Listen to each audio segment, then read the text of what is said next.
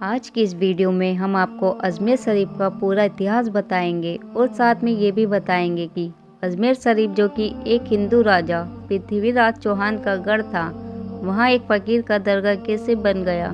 मेरे भाइयों, अजमेर में उस वक्त एक मंदिर हुआ करता था जो अजमेर का सबसे बड़ा मंदिर था और वो मंदिर सिर्फ राजाओं और रानियों की पूजा के लिए खास हुआ करता था। मंदिर के साथ ही एक तालाब था जिसका नाम आना सागर था। हिंदू उस तालाब के पानी को बहुत ही बरकत वाला पवित्र समझते थे। उनका मानना था कि जो इस तालाब में नहा ले उसके सारे पाप धुल जाते हैं। उस मंदिर में रात को इतने ज़्यादा दिए जलते थे कि सिर्फ एक ही रात में 3.5 मन तेल उन दियों में इस्तेमाल होता था। आसपास के गांव देहात मंदिर के नाम थे और इन देहातों की आमदनी मंदिर पर खर्च हुआ करती थी। मंदिर में हजारों नौकर थे जिनका काम आने वाले लोगों की सेवा और देख रेख करना था, और वो बताया करते थे कि कौन सा भगवान बेटा देता है और कौन सा देवता सेहत और कौन सा देवता तंदुरुस्ती देता है और किस मूर्ति की पूजा करने से दौलत बढ़ती है। ख्वाजा गरीब नवाज रहमतुल्लाह अलैह वहाँ आए और आना सागर की कुछ दूरी पर चटाई बिछाकर अपने मुरीदों के साथ बैठ गए। असर का वक्त था, लिहाजा आप ख्वाजा साहब ने हज़रत कुतुबुद्दीन रहमतुल्लाह ताला अलैह से अजान देने को कहा। कुफ्र और शिर्क से भरे अजमेर में अल्लाह के एक होने और हज़रत मोहम्मद सल्लल्लाहु ताला अलैहि वसल्लम के रसूल होने का यह पहला ऐलान था। वहाँ रहने वाले लोग इस्लाम के बारे में कुछ भी नहीं जानते थे। चुनाचे अजान की आवाज़ सुनकर वो हैरान हुए और अपने घरों से निकलकर सब ख्वाजा गरीब नवाज और उनके मुरीदों को देखने लगे और आना सागर के पास भीड़ लग गई। ख्वाजा गरीब नवाज और उनके मुरीदों ने आना सागर के पानी से वज़ू किया और नमाज पढ़ना शुरू कर दी। सब हिंदू हैरान रह गए। वो सोच रहे थे कि सब भगवान तो मंदिर के अंदर है, तो ये लोग खड़े होकर कौन से भगवान के आगे झुक रहे हैं। शाम हुई तो राजा के ऊंट जो दिन में चरने के लिए गए थे अपने चरवाहों के साथ वापस आने लगे। इत्तेफाक की बात थी कि जहाँ हजरत ख्वाजा गरीब नवाज बैठे थे वो जगह राजा के ऊँटों के बैठने की जगह थी। चरवाहों ने बाबा साहिब से कहा कि ओ बाबा साहिब, यहाँ से उठिए क्योंकि ये जगह राजा के ऊँटों के बैठने की जगह है। ख्वाजा साहब ने फरमाया, इतना मैदान खाली पड़ा है, ऊँट तो कहीं भी बैठ जाएंगे, क्यों बेवजह हमें तंग करते हो। वो लोग नहीं माने और मुसल्ला उठाकर इधर उधर करने लगे और ख्वाजा साहब से बदतमीजी करने लगे। और उन लोगों ने आखिरकार बहुत बदतमीजी से कहा कि ये राजा के ऊँटों के बैठने की जगह है और इधर राजा के ऊँट ही बैठेंगे, तुम लोग कहीं और अपना मुसल्ला बिछा लो। आखिरकार आप ख्वाजा साहब ने उठते हुए हज़रत कुतुबुद्दीन से फरमाया, उठो कुतुबुद्दीन, ये कह रहे हैं कि यह ऊँटों के बैठने की जगह है, तो चलो मैं कहता हूँ अब यहाँ सिर्फ ऊँट ही बैठेंगे।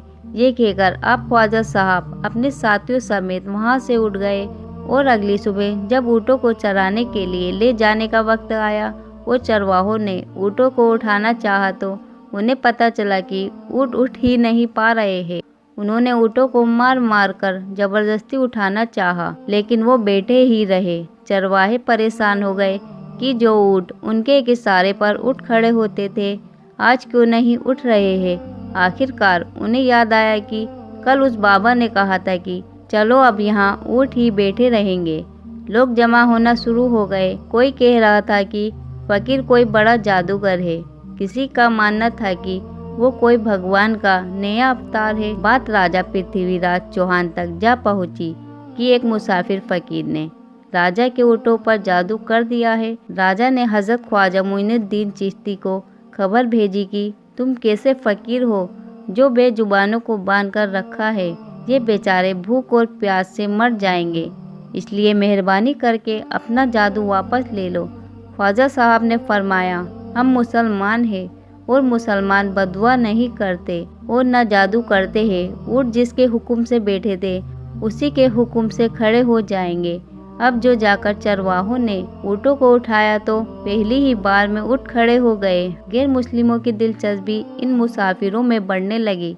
अब 5 वक्त की अजान होती और नमाज अदा की जाती। आखिरकार राजा तक ये बात पहुंच गई और उसको शिकायत की गई कि राजा साहब, जो फ़कीर आए हुए हैं वो सब के सब मुसलमान हैं, 5 वक्त अजान देते हैं और हमारे पवित्र तालाब को हाथ मुंह धोकर गंदा करते हैं।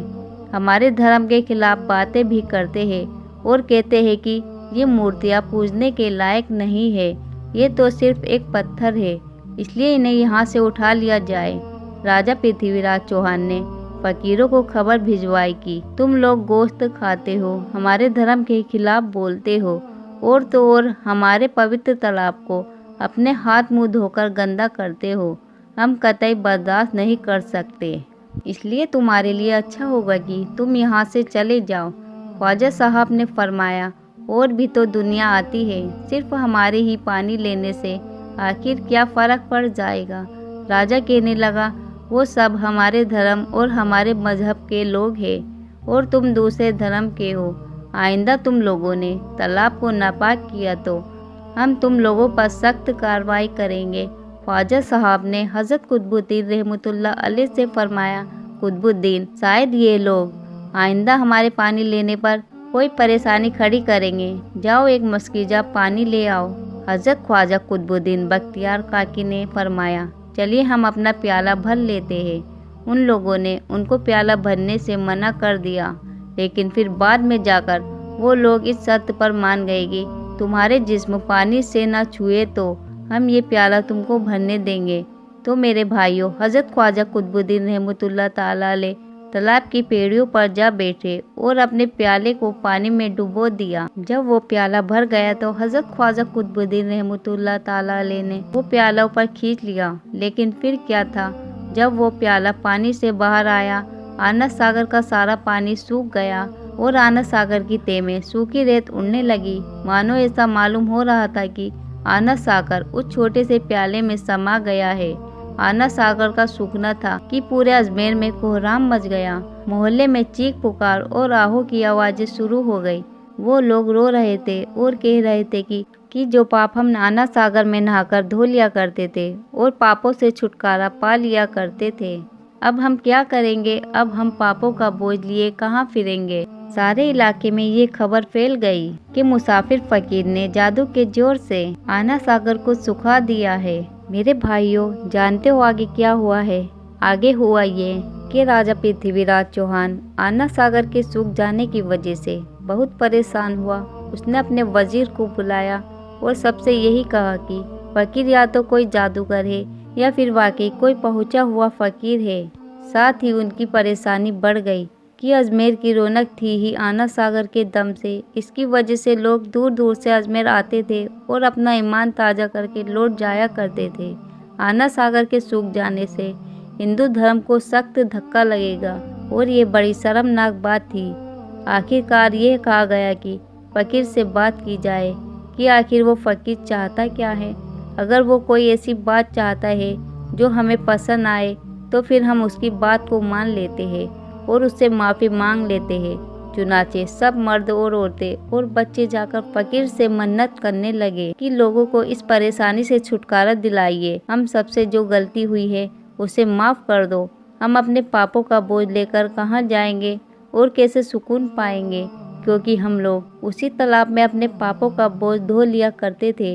ये तरीका ज़्यादा आसान था। लिहाजा तमाम लोग बाबा साहब रहमतुल्लाह ताला अलैह के पास आए और बोले, बाबा तुम भी वजू कर लिया करना, लेकिन भगवान के वास्ते हमारा आनंद सागर हमें लौटा दो। हज़रत ख्वाजा गरीब नवाज रहमतुल्लाह ताला अलैह ने हज़रत कुतुबुद्दीन बख्तियार काकी से फरमाया कि जाओ उसी प्याले को वापस तालाब में डाल आओ। जैसे ही वो प्याला तालाब में डाला गया, आनंद सागर के नीचे सारा पानी उछल उछल कर आनंद सागर में आ गया। इस पानी ने कई दिलों को धो डाला। हिंदू कौम के इतिहास की किताबों में भी हिंदू इतिहास के लिखने वाले इस बात को मानते हैं कि उस शाम 32,000 गैर मुस्लिम कलमा पढ़कर मुसलमान हो गए। उन गैर मुस्लिमों के मुसलमान हो जाने से हिंदू पंडितों और आम हिंदुओं पर भी गुस्से का तूफान खड़ा हो गया और वो सोच में पड़ गए कि फ़कीर अगर कुछ दिन और रहा तो देवी देवताओं का नाम लेने वाला कोई नहीं रहेगा। लिहाजा लोगों ने राजा को मजबूर किया कि जल्द से जल्द कुछ किया जाए। राजा ने मंदिर के बड़े पंडित रामदेव को बुलाया और उसे बाबा साहब से मुकाबला रखकर जल्द से जल्द उन्हें हराने और अजमेर से बाहर निकाल देने का हुक्म दे दिया। रामदेव अपने वक्त का माना हुआ पंडित था, जिसके इल्म की काबिलियत की दूर दूर तक धूम मची हुई थी। दरअसल पंडित शैतानी और जादुई ताकत का मालिक था। उसने राजा पृथ्वीराज को ये यकीन दिलाया कि जल्द ही राजा को कोई अच्छी खबर सुनाएगा। रामदेव बाबा ख्वाजा साहब रहमतुल्लाह अलैह के पास आया और उल्टे सीधे सवालात करना शुरू कर दिए। हजरत ख्वाजा गरीब नवाज ने फरमाया, खामोशी जरूरी है, इसलिए हजरत ख्वाजा रहमतुल्लाह अलैह खामोश रहे।